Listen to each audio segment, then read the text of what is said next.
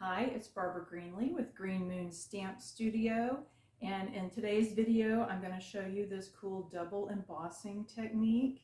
I'm going to use the new Sunflower 3D embossing folder, but you can use any 3D embossing folder. It'll even work without a 3D folder. So let me show you how. Let's get started. Okay, double embossing is a lot easier than it looks. I'm using the Sunflower 3D embossing folder. Look how big that is. It is, I think it's like 8 inches. Yeah, it's like 8.5 inches tall. So this one is going to use Early Espresso for the embossed piece. This is the finished card. So let me show you how it turns out. We're doing copper embossing powder on Early Espresso, and then I matted it with black and white on an Early Espresso card base. So here is how you achieve this look. And first thing you're going to do is pick out where you want to emboss. I chose these 3 flowers down at the bottom of the embossing folder, because I wanted to have the centers, 3 centers, all on the same little square. All right, so once you run that through your embossing folder, then you are going to take your Versamark and you are going to get some more prep here. And let me get my embossing powder. Okay, so just have your embossing powder ready.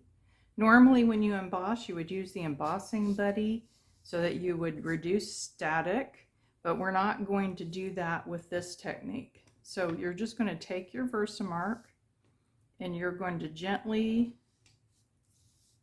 drag it across the raised image from the dry embossing.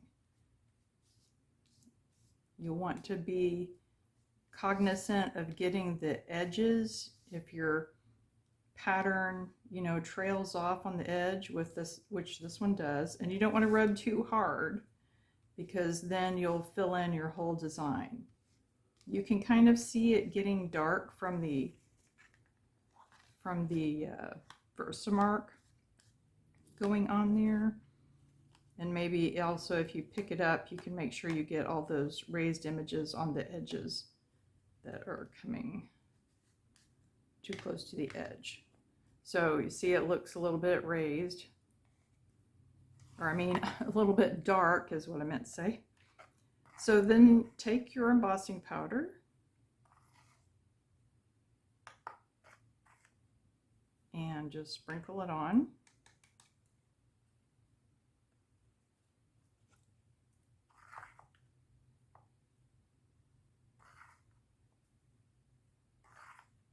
There is a second way to do this technique, and I will show you some samples of that after we do this one.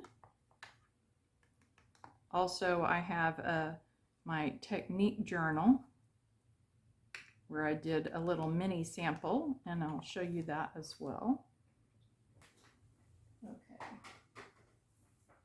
So now we're going to emboss with the heat gun, the heat tool. Now, what I found helpful, because it's hard to hold this with the embossing powder going all the way to the edge, was I got myself some table protections, some cardboard, and I'm going to use the end of a wooden paintbrush to hold it down while I get one edge, and then I can pick it up.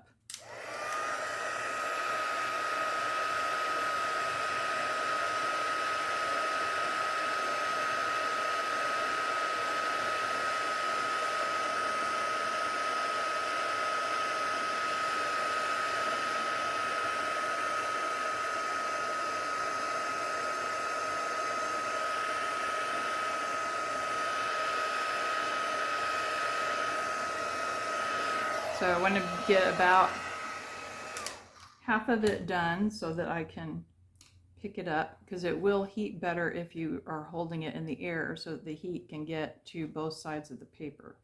So that's looking pretty good. Now I'll do the other side, holding it up in the air. Also, a tip when you are embossing with metallic embossing powder, make sure that you don't overcook your embossing.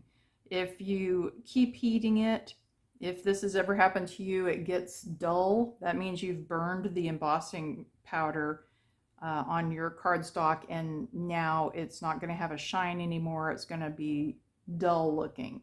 If you are having that happen, that means you're cooking it too long. As soon as it turns shiny, you should move to the next spot and not keep heating it.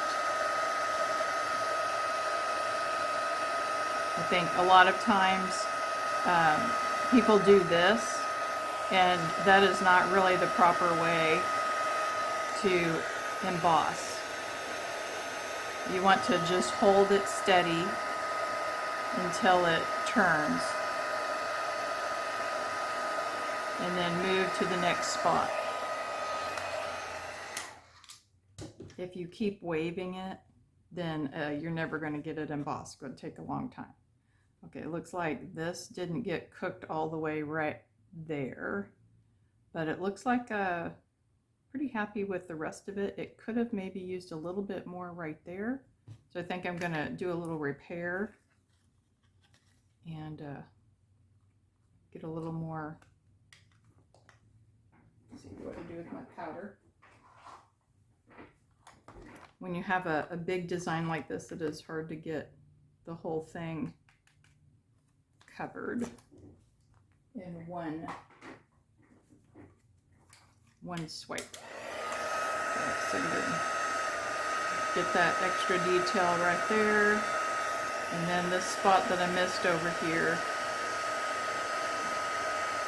Okay.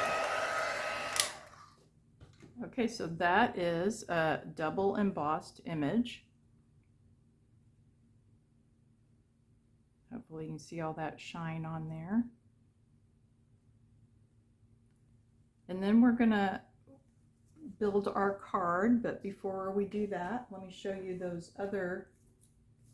the other technique that you can do.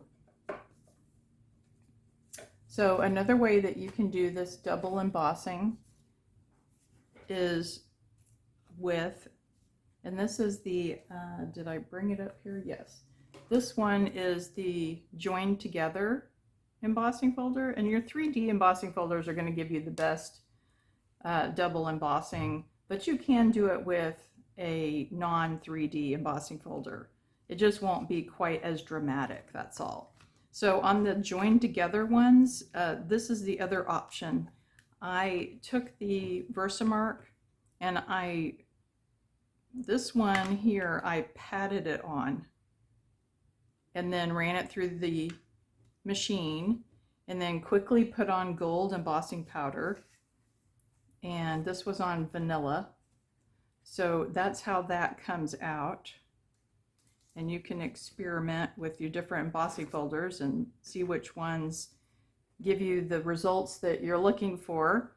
I did it again with white cardstock, and this time I rubbed it on a little bit more solidly.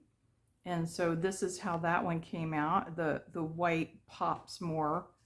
I was going for more antique here with the vanilla. I do think I like the more solid look, but I also like antique stuff. So I like both of these pieces. So that is the other way that you can do double embossing, is by directly onto the embossing folder. But you have to be quick, have your embossing powder ready, you know, take it out of the machine, put your embossing powder on right away, so that it doesn't dry on you in between. So, okay, so let's put this card together and show you that. And then after that, I will show you my small sample for my technique book. Oh, I also wanted to show you some more. These are some more things with the sunflower 3D embossing folder. This one is the light side of the black two-tone cardstock, and this one I just sanded to bring out the white core, just because this sunflower 3D embossing folder is amazing. This one I did the crushed curry cardstock, and then I brayered Early Espresso over the top of it. This one was white cardstock, and I colored it first with blending brushes and then brayered the Early Espresso on top. So other things you can do with the sunflower embossing folder. It's a good one. It's low inventory at the moment, so I don't know how much longer it's going to stay in stock. So this one I did a white matte. So let's just put that on our card front.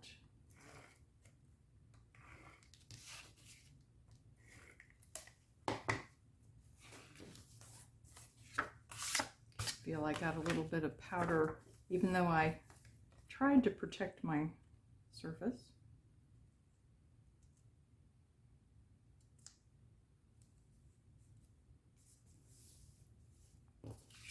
Then I'm going to matte this Early Espresso sunflower piece on black. It's a square, so it doesn't matter which orientation I have it on.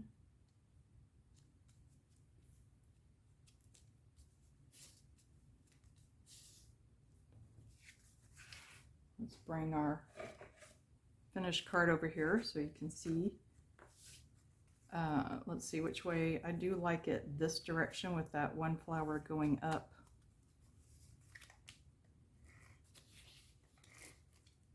So I'm going to stand up so that I can see what I'm doing. It's hard to line it up when you're sitting down. And then this saying came out of the Year of Flowers. I thought that was appropriate. Hope your day blooms with happiness.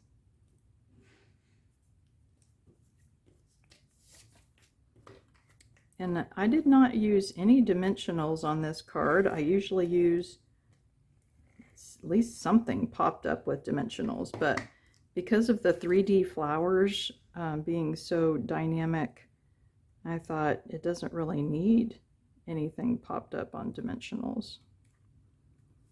So then for the inside, I grabbed this from Natural Botanicals, this cone flower, and stamped that on my envelope,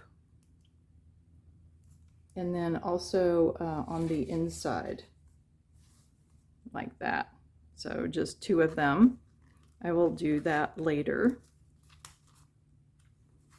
And let me show you my book. This is the technique book that my stamp club does. So we made this little sample, and this one is the Plaster 3D embossing folder, and that tag from the Keeping Tabs punch, I just love that.